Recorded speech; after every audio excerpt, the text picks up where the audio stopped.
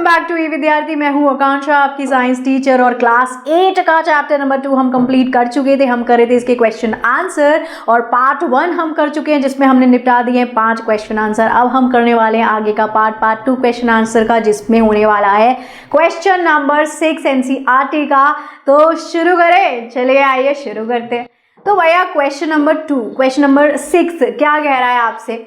आप ये बोल रहे हैं कि क्या आप कोई ऐसा एक्सपेरिमेंट करके हमें दिखा सकते हो, ये टेस्ट करने के लिए कि जो माइक्रो ऑर्गेनिजम्स हैं उनको ज़रूरत होती है एक सही टेम्परेचर, एक ऑप्टिमल टेम्परेचर की, थोड़ी सही एयर और मॉइस्चर उनकी ग्रोथ के लिए।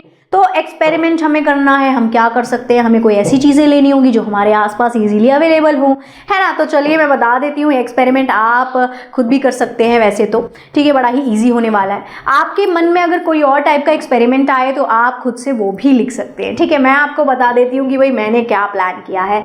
To test that micro organism need optimal temperature, अगर हमें ये टेस्ट करना है कि माइक्रो ऑर्गेनिज्म को ग्रो करने के लिए एक परफेक्ट, एक ऑप्टिमल टेम्परेचर, एक थोड़ी अच्छी सही तरह से हवा और मॉइस्चर की ज़रूरत होती है अपने ग्रोथ के लिए, तो हम क्या एक्सपेरिमेंट के लिए सबसे पहले हमें चाहिए मटेरियल। सामान इकट्ठा कर लो भाई। सामान क्या चाहिए? 4 छोटे छोटे कंटेनर्स चाहिए, ब्रेड के स्लाइसिस चाहिए, 4 ब्रेड के स्लाइसिस ही चाहिए, पानी चाहिए थोड़ा सा, प्लास्टिक होता है ना वो ट्रांसपेरेंट वाला रैप, देखा होगा चीज़ों के ऊपर जब आप सैंडविच वगैरह खरीदने जाते हो तो प्लास्टिक की पतली सी पन्नी उसके ऊपर चढ़ी होती है, इस तरीके की कोई भी प्लास्टिक रैप आप ले लेंगे।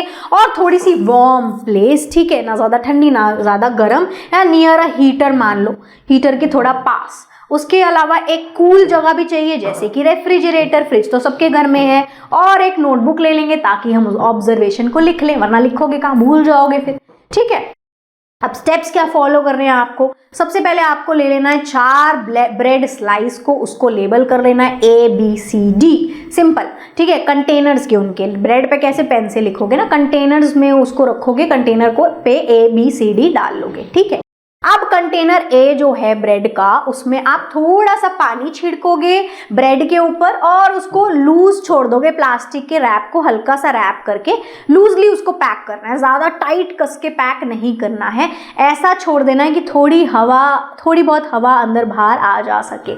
और उसको रख देना है आपको रूम टेम्परेचर पे नॉर्मली, ठीक है। वही अपना जो भी बेसिक नॉर्मल रूम टेम्परेचर चल रहा है अभी, जो कमरे में आपका टेम्परेचर है वहीं आपको छोड़ देनी है ब्रेड, ठीक है।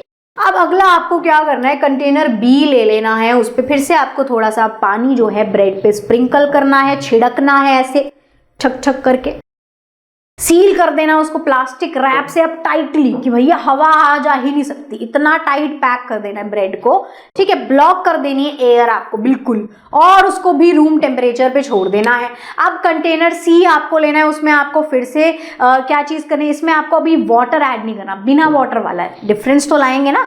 इसमें आपको पानी नहीं डालना है और लूजली रैप करना है, यानी एयर आने देनी है, पानी नहीं इसको देना है, ठीक है। इसको छोड़ना है आपको फिर से रूम टेम्परेचर पे। अब आप बोलेंगे मैडम ठंडा वाला रेफ्रिजरेटर वाला कब यूज करेंगे? तो अब यूज करेंगे, ठीक है। कंटेनर D में आपको क्या करना है, फिर से थोड़ा सा पानी छिड़कना है, उसको लूजली प्लास्टिक रैप से कवर करना है, हवा आने जाने देनी है, और उसको रख देना है फ्रिज में, रेफ्रिजरेटर में। ऑब्जर्व करना है कंटेनर्स को 3 से 5 दिन के बाद, और नोट करना है क्या आपको उसके ऊपर कोई मोल्ड दिख रहा है, मोल्ड ब्रेड के ऊपर वो जो मोल्ड की लेयर आ जाती है, जो वो फंगस सा लग जाता है, क्या कुछ ऐसा दिख रहा है, ऑब्जर्व हो रहा है, किस किस पे हो रहा है, किस पे नहीं हो रहा है, ये बताना है, यानी कि माइक्रो ऑर्गेनिज्म ग्रो हो गए हैं या नहीं।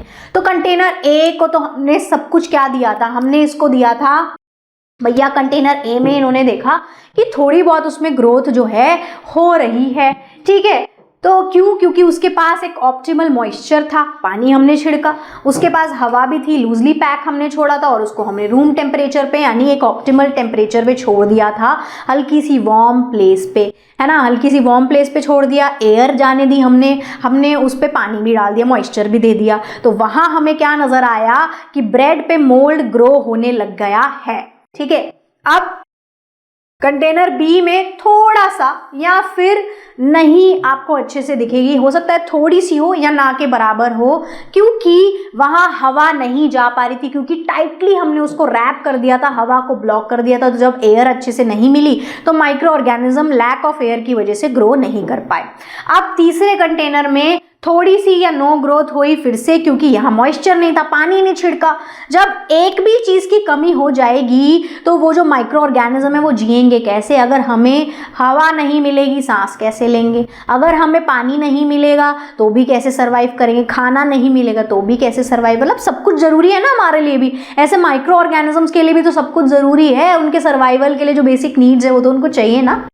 ठीक है, अब कंटेनर डी में शो लिटिल और नो ग्रोथ। बेसिकली तो आपको ग्रोथ दिखने नहीं वाली है कंटेनर डी में, क्योंकि फ्रिज में रखा हुआ है भैया।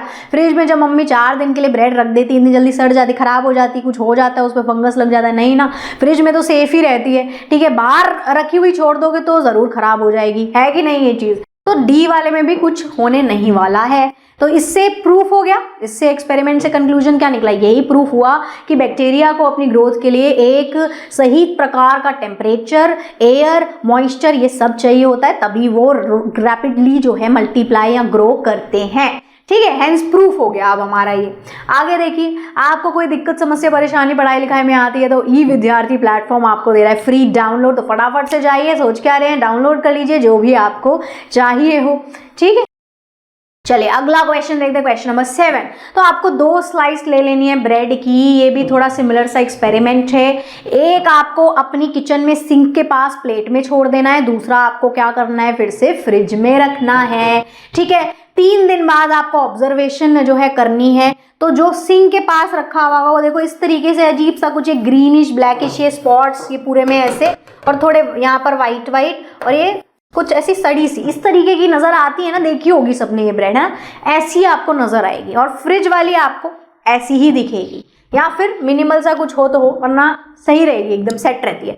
तो 3 दिन के बाद आपने क्या देखा, ब्रेड स्लाइस जो आपने सिंक के पास रखी थी उस पर मोल्ड की ग्रोथ हो रही है, वो थोड़ी फजी गंदी सी डिस्कलर सी दिख रही है, ग्रीन वाइट ब्लैक ऐसे मिक्सचर स्पॉट्स आपको उसमें दिख रहे हैं। जबकि जो फ्रिज में रखी हुई है उस पर आपको या तो लिटिल ग्रोथ दिखेगी मोल्ड की, या नहीं भी दिखेगी। ठीक है, मोस्टली वो अनचेंज सा ही लगेगा। सो वजह क्या है, रीजन क्या है? रीजन वही वाला है फिर से कि भैया उसको क्या मिल रहा है, ऑप्टिमल एकदम करेक्ट टाइप का टेम्परेचर अगर मिल जाता है ग्रोथ करने के लिए, हवा मिल जा रही है, पानी मिल जा रही है, तो जो माइक्रोब्स हैं वो ग्रो करने लग जाएंगे, है ना। और अगर फ्रिज में रख के हमने क्या कर दिया, हमने ठंडे में रख दिया है उसको, उसका टेम्परेचर ही नहीं दे रहे हैं हम ग्रो करने के लिए, तो वो ग्रो नहीं हो पाएगा ना। यही बस इसका कारण है। फटाफट से इसका स्क्रीनशॉट ले लें, फिर हम आगे देखते हैं क्या है। ठीक है, अब यहाँ पर क्या है, एक बच्चा नोटिस करता है एक चीज, क्या कि जब दही बाहर छोड़ दी है उसने फ्रिज के एक पूरे दिन के लिए, तो क्या हो गया है, वो थोड़ी सी और ज्यादा सार यानी कि खट्टी हो गई है। ऐसा क्यों हो रहा है? ऐसा इसलिए हो रहा है, फिर से टेम्परेचर का खेल है यहाँ पर। अब भाई ये भी तो क्या है, ये भी माइक्रोब्स हैं, ये भी बैक्टीरिया हैं, ये भी वो वाले बैक्टीरिया हैं जो जिसमें हम रहते हैं, उसी में ये ग्रो करते हैं, है ना। ऑप्टिमल टेम्परेचर इनका भी वही है जो एक तरह से ह्यूमन बॉडी है हमारा है ना। तो इनको अगर हमारा वाला रूम टेम्परेचर मिल जाएगा तो ये भी तो फटाफट ग्रो करने लग जाएंगे। कंपैरेटिवली अगर हम इसको फ्रिज में रख देंगे तो ये कम ग्रो कर पाएंगे, तो दही ज्यादा खट्टी नहीं होगी। लेकिन अगर मैं इसको फ्रिज के बाहर छोड़ दूंगी दही को, तो क्या होगा, वो जो माइक्रोब्स है वो ग्रो करेंगे और वो और भी ज्यादा लैक्टोज शुगर को अटैक करेंगे और उसको और ज्यादा ब्रेक डाउन करते रहेंगे। और क्या होगा उसमें, वो उसको कन्वर्ट कर देंगे, किस चीज में कन्वर्ट कर देंगे, अब भैया वो लैक्टिक एसिड में उसको कन्वर्ट कर देंगे। यानी ज्यादा से ज्यादा उन्होंने क्या बना दिया, लैक्टिक एसिड बना दिया। एसिड क्या होता है, खट्टा खट्टा सा होता है ज्यादातर, है ना, जिसकी वजह से सारनेस उसकी बढ़ गई है और वार्म टेम्परेचर में वही ग्रोथ हो रही है उसकी फास्टर। तो बस ये ही रीजंस हैं जिसकी वजह से वो दही आपको खट्टी ज़्यादा लग रही है। यानी कि इसमें खट्टी ज़्यादा लगने का मतलब क्या है कि बैक्टीरिया जो लैक्टोबैसिलस बैक्टीरिया है वो ज़्यादा हो गए हैं और हेल्दी है वो आपके लिए, खाओ उसे, कोई दिक्कत वाली बात नहीं है। ठीक है, अब यहाँ एक एक्सपेरिमेंट का सेटअप आपको दे रखा है। देखो यहाँ पर गुनगुने से पानी में वार्म शुगर सोल्यूशन के अंदर यीस्ट डाल रखा है और ये एक ट्यूब सी जोड़ रखी है जो दूसरी टेस्ट ट्यूब में जा रही है जिसमें लाइम वाटर डाल रखा है। ठीक है, ये कुछ पहले वाले क्वेश्चन से और दूसरे वाले क्वेश्चन से कुछ जो है हमने किया था पहले स्टार्टिंग में उससे सिमिलर लग रहा है ना, है भी वाकई में वही रीजंस इसमें लगेंगे, लॉजिक एकदम वही डिट्टो है। ठीक है, अब ये क्या बोल रहे हैं कि भैया इससे आपको क्या समझ आ रहा है, व्हाट हैपेंड, शुगर सोल्यूशन, ये जो है शुगर सोल्यूशन, इसमें क्या हो रहा है, और ये जो लाइम वाटर है फिर इसमें क्या होगा ये बताना है हमको।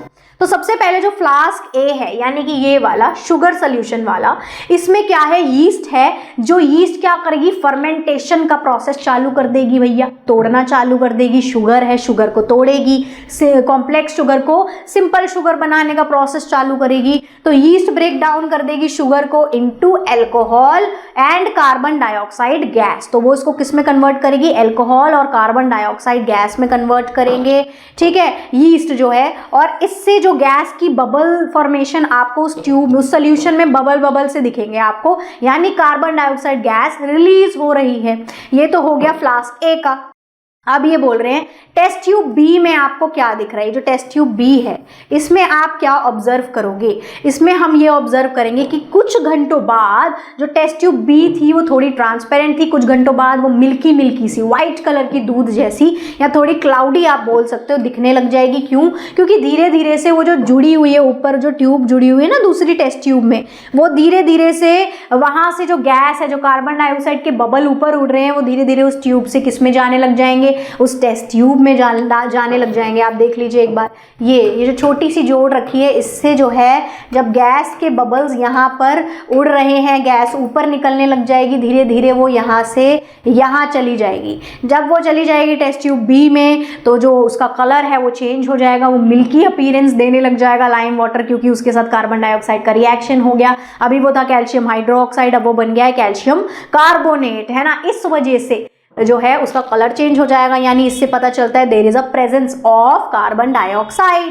ठीक है। What would happen if yeast was not added in flask A. अगर यीस्ट डाला ही नहीं है फ्लास्क ए में, तो ना तो भैया फ्लास्क ए में कुछ होएगा, ना तो वही फ्लास्क बी में कोई आप चेंज ऑब्जर्व करोगे। फ्लास्क बी में कोई कलर चेंज नहीं होने वाला, ना ही फ्लास्क ए में कोई बबल बबल दिखेंगे आपको, ठीक है। तो कोई रिएक्शन नहीं होगी, देयर इज नो रिजल्ट, आपको जो दिखे कोई चेंज नहीं आएगा। तो इसी के साथ ये चैप्टर होता है यहाँ पर समाप्त। अभी के लिए यहीं तक था क्योंकि चैप्टर ही खत्म हो गया। So thank you so much for watching. अब हम अगली वीडियो में करने वाले हैं थोड़ी सी MCQ की प्रैक्टिस, उसके बाद हम कर लेंगे चैप्टर नंबर 3 को शुरू। चलिए तब तक के लिए बाय बाय स्टूडेंट्स, फिर मिलेंगे नेक्स्ट वीडियो में।